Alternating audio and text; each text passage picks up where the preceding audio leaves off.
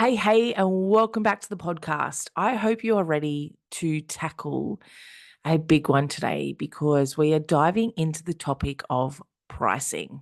And pricing, as I'm sure you can imagine, is crucial for your business. But here's the deal: pricing is one of those things that many business owners struggle with. It's tricky, right? It's emotional, it can bring up all your stuff. And honestly, uh, it's where a lot of people struggle in their business. Now, maybe you are setting your own prices on what people think, or you're pricing based on comparison to other people in the industry, or maybe you're just adding like a 5% increase once a year and thinking that'll be enough. Uh, but I want to tell you that today it's a little bit deeper than that. And I want to give you some really great tips and strategies about what you can do to nail your pricing. Pricing isn't just about covering the costs of what it is that you do or guessing kind of what feels right. A lot of people will be like, oh, does this feel right? I'm guessing $97. And I'm like, why $97? Where did that pricing come from? Have we got a strategy behind it? Or are we literally just throwing it out there and seeing what happens? So I want you to understand that there's a full psychology around pricing. And once you understand that, you can completely transform your revenue and your profit. Have you ever seen those people that'll be like, oh, I make $500,000 in my business? And then when you actually look at well, you probably don't get to actually sit down and look at their numbers and things like that. But in the background, I can tell you that there are businesses that turn over a lot of money, however, don't have a lot of profit. And they won't tell you that. They won't tell you what their profitability is, but they'll just tell you how much they've made for that year or that month or that launch or whatever it is. So, in today's episode, I'm going to break down some of those common mistakes that business owners make with their pricing. You may be making some of them too, and that's okay because you may not know any different, or you may have been told how to price based on your industry or something along those lines. But I want to give you not just the psychology side of it today, but also some really good actionable strategies that you can use as a starting point to price with confidence and to price for profitability. And if you've ever wondered whether you are charging too much or too little, or you may be leaving money on the table, then this episode is for you. So let's dive in. You and I both know that pricing is extremely important.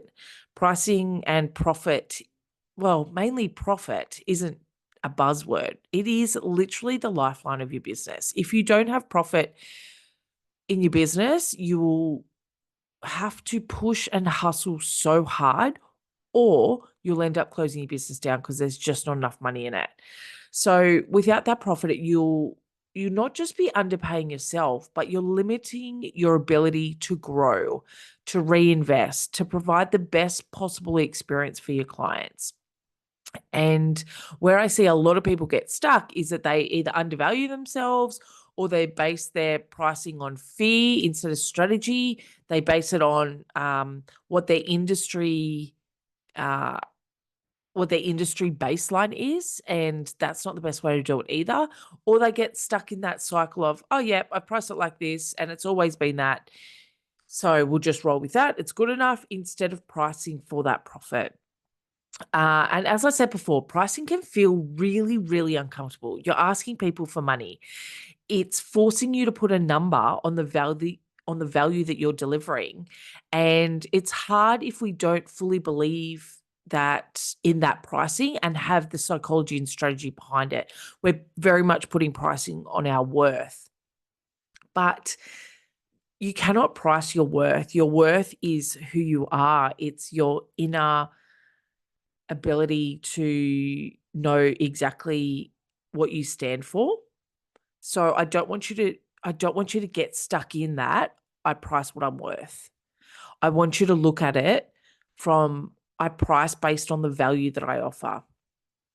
And so I want you to think about how you can price not just to serve you, but to serve your clients as well. And I want you to have that pricing sorted so that you can show up as the expert, deliver amazing results, and attract the kind of clients that are ready to invest in what it is that you do. So I want to go through, and if you've been listening to the podcast for a little while, you'll know that I like to tackle uh, the mistakes that I see happen. Because if I can show you what the mistakes are, and if you can identify that maybe you're doing them in your business as well, then I can show you ways to fix it. So, mistake number one that I see people do is that they price based on what their competitors are charging. So they'll be like, well, I don't want to be the cheapest and I don't want to be the most expensive. So I'll just kind of price somewhere in the middle. And this is one of the most common traps.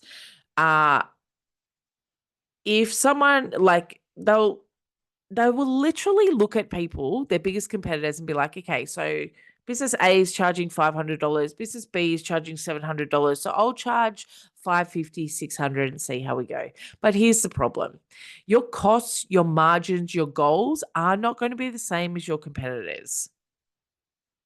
Their pricing might not even be working for them. And here you are basing your business and the profitability of your business based on someone else.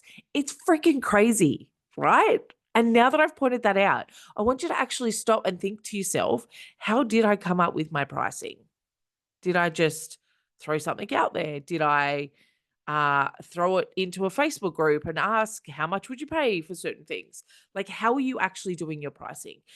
And so instead of copying, focus on your numbers. What are your costs? What's your time worth?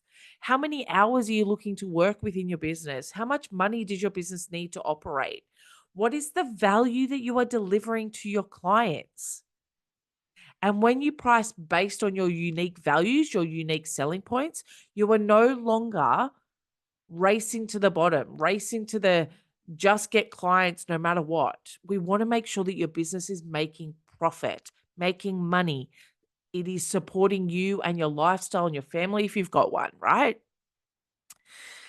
Okay, that is my first rant. My second rant. Mistake number two that I see is people forget to include all the costs that happen within their business. So some people will think, okay, if I'm charging on an hourly basis, that I'll charge $100 an hour and I, the business owner or the person doing the hours, will get $100 an hour. If you've been in business for a little while, you know that that is not accurate, right? We need to incorporate the costs of your business. So, taxes, software, marketing, time, GST, all of it. And so when you don't calculate those costs, you end up eating into your profit without even realizing it. Or you end up in that wheel of like, need more cash, can't pay expenses, need more cash, got to get more sales. Then the money goes out into the expenses.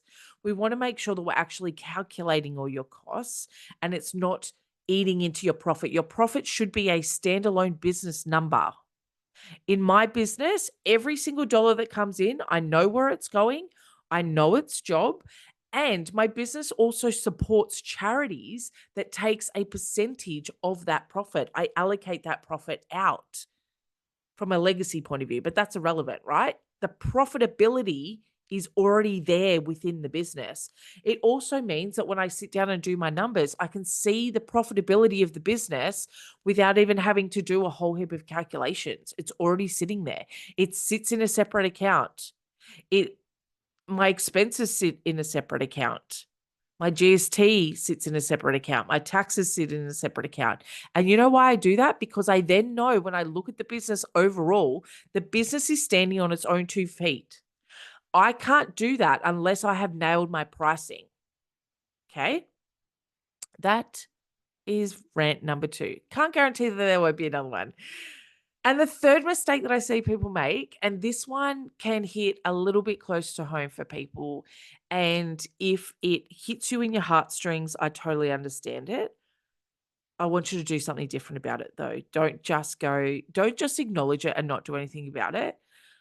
But what I see is people undervaluing your experience and your expertise.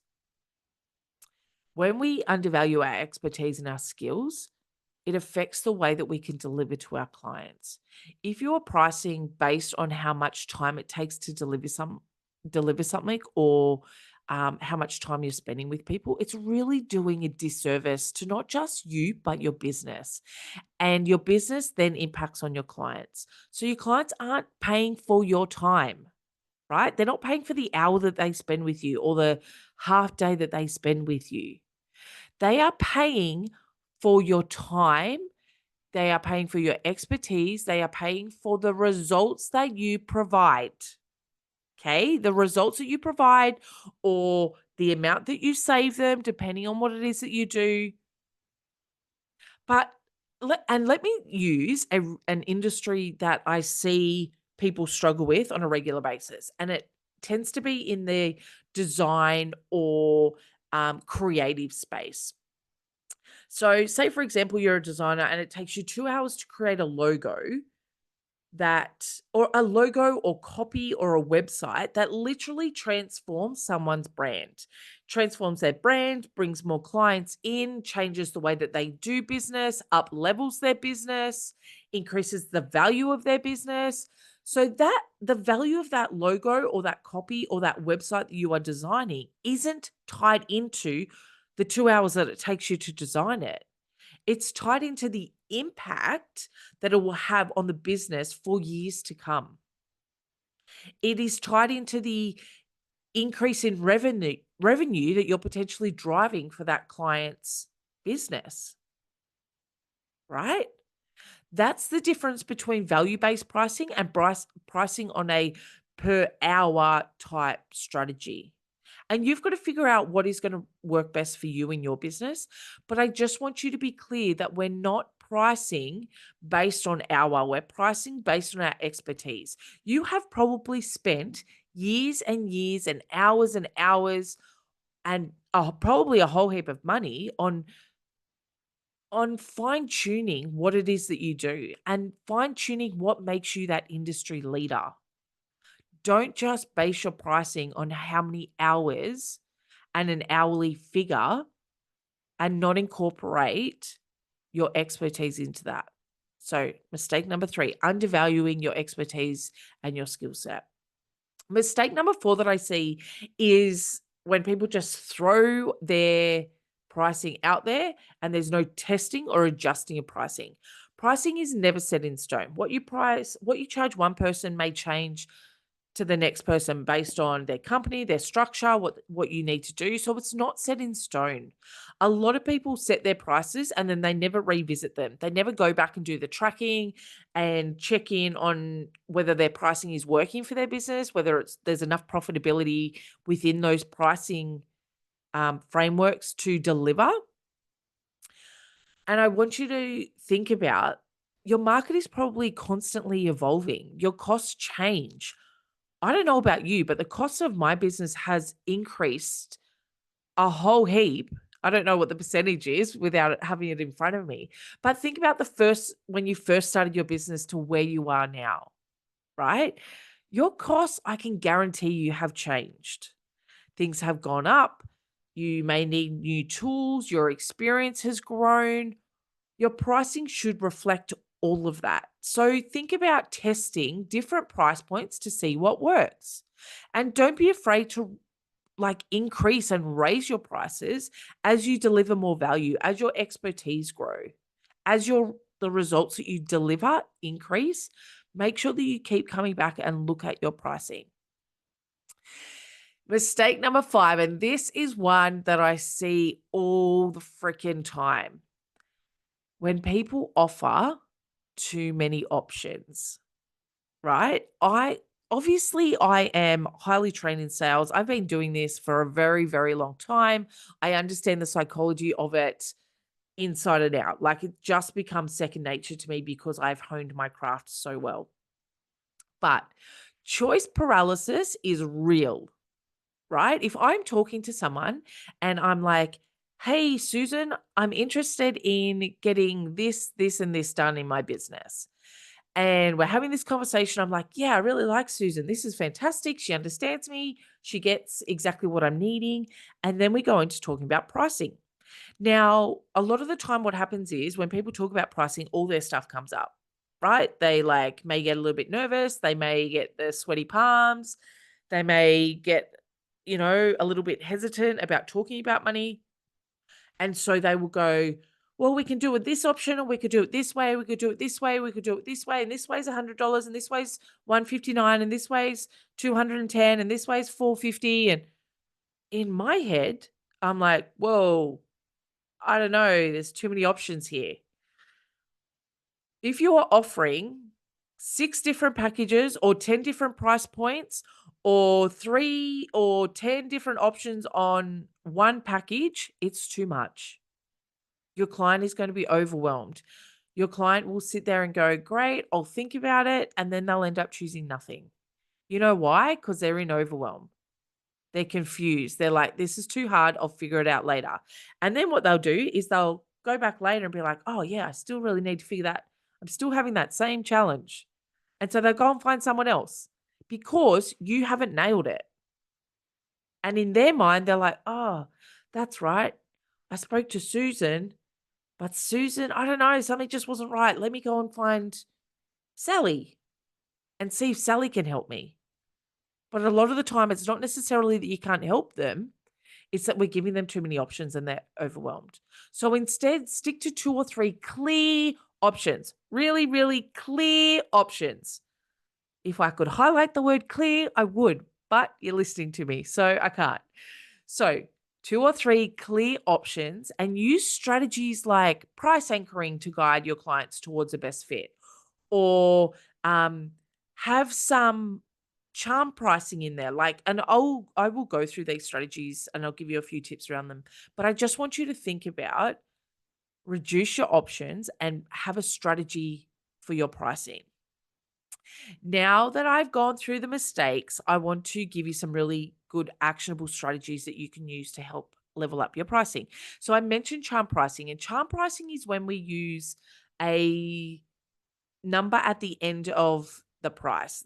So things like sevens, nines, fives, and you've probably seen it all across uh, businesses, Coles, Woolworths. A lot of people use charm pricing. So instead of saying something's $50, we call it 59. Or it's 55, it's not 50. The reason why this works is because the way that our brain interprets that information is very different. And so we see $50 as more expensive than the $49, although yes, it is, but it's only by a dollar, right? It's not going to break the bank. But the way that our brain processes that information goes, oh, $50, no, $49, yeah. So charm pricing is about not having a round number on the end of your figures. Okay, so that's one strategy you can use. The second strategy you can use is what we call price anchoring, and that's introducing a high anchor price to make your other options look cheaper and to show a better value. Say, for example, if you are offering a VIP, if you have VIP clients that you work with, and they may be, I don't know, $10,000 to work with you. So when you're talking to someone, you're like, so if you want to work with me one on one, it's 9995. Or alternatively, you can come into her sales club for $197 a month. That is a huge difference, right? Now, brain's like, wow, I don't know if I want to pay the 10 grand, but $200 a month is definitely feasible for me. So using that price anchoring can work really well. Another way that I see people do it is when, and I'm giving you this example based on what I know that people have experienced. They may not be consciously aware of it, but you would have seen it. And so if you go shopping and you go into a clothes store, a lot of the time they have a sales rack out the front and it says only $50 or 50% off just on that rack, right? So then you go up and you go, "Ooh, I'd like to have a little look." So you start flicking through it. And then what happens is you enter into the store. And in the store is where the full price items are, right? And so you go, all right, so I start looking at those sort of things to get you through the door, but then you end up going, okay, what other options have I got? Okay. The other way I see price anchoring happen is that they will put a really beautiful designer piece in the middle of the store and price it extremely high. And then you go, wow, that's $10,000. or that's $5,000 or $200 or $500. The actual price is irrelevant. It's the psychology behind it. And so they'll have that big price that anchors everything in the middle, and then everything else around it will seem cheaper. That, ladies and gentlemen, is the price anchoring. The other way you'll see it happen, and the way that I like to suggest to my clients, is to have, when we spoke about those two or three options, is that price anchoring will happen either side of it. So make your highest package intentionally premium. So the middle one or the lower one feels like a no brainer, right? That's another form of price anchoring. So that's another strategy you can use. Another strategy you can use is called bundling and unbundling. This is one of my favorites because it means that I can deliver a whole heap of value by bundling up what I do, and it gives really good value to my clients.